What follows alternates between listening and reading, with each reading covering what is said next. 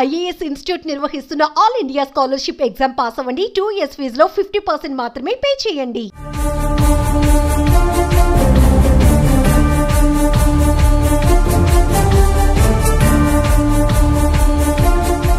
భార్యకు విశాఖలో పరీక్ష ఎలా వెళ్లాలని ఆలోచన వచ్చేలోపే స్నేహితుడి కారులో విశాఖకు వెళ్లనున్నట్లు చెప్పాడు. సరే కలిసిపోదాం అనుకున్నారు. శనివారం తెల్లవారుజామున బయలుదేరి వెళ్లారు. సగం దూరం దాటింది. కాసేపు ఆగితే ఎవరు పనికి వారు వెళ్లిపోయేవారు. కానీ ఇంతలోనే ఘోరం, మృత్యువు వెంటాడింది. భార్యాభర్తలు, స్నేహితుడితో పాటు కారు డ్రైవర్ కూడా మరణించాడు.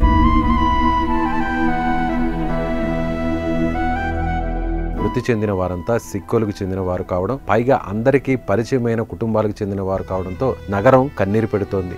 అసలు ఈ ప్రమాదం ఎలా జరిగింది?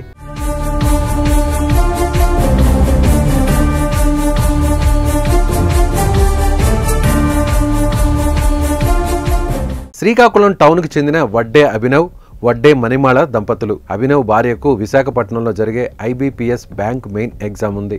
అభినవ్ స్నేహితుడు కౌశిక్ కూడా శనివారం రోజే విశాఖకు పని మీద వెళ్తున్నాడు.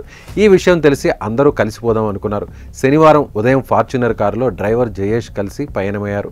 కారు విజయనగరం జిల్లా జాతీయ రహదారిపై ఒక్కసారి కుదుపుకు లోనైంది. ఈ రోడ్డు నుంచి అవతల రోడ్డుకు దూసుకుపోయింది. ఇదే సమయంలో అటు నుంచి వస్తున్న లారీ కారును ఢీకొట్టింది. దీంతో నలుగురు అక్కడికక్కడే మరణించారు. రోడ్డు ప్రమాద దృశ్యాలు అక్కడ పక్కనే ఉన్న సీసీ కెమెరాలో రికార్డయ్యాయి. కారును లారీ ఢీకొనడం ఆ దృశ్యాల్లో స్పష్టంగా కనిపిస్తోంది. కారు అదుపు తప్పి అవతలి రోడ్డుకు వెళ్లడంతోనే ప్రమాదం జరిగినట్లు క్లియర్గా తెలుస్తోంది. ఈ ప్రమాదంలో లారీ డ్రైవర్ కూడా తీవ్రంగా గాయపడ్డాడు.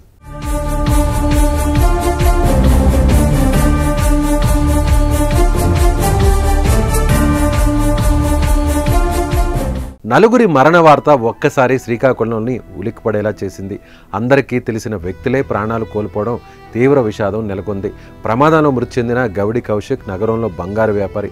అంతేగాక ప్రముఖ బంగారు వ్యాపారి అయిన లంకా గాంధీ అల్లుడు కూడా. 1.5 ఏళ్ల క్రితం లంకా గాంధీ కుమార్తెను కౌశిక్ ఇచ్చి వివాహం చేశారు.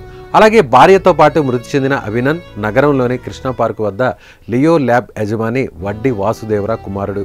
అభినవ్ మణిమాల దంపతులకు 2 ఏళ్ల కుమారుడు కూడా ఉన్నాడు. డ్రైవర్ జయేష్ కూడా గత కొంతకాలంగా గౌడి కౌశిక్ వద్ద పనిచేస్తున్నాడు.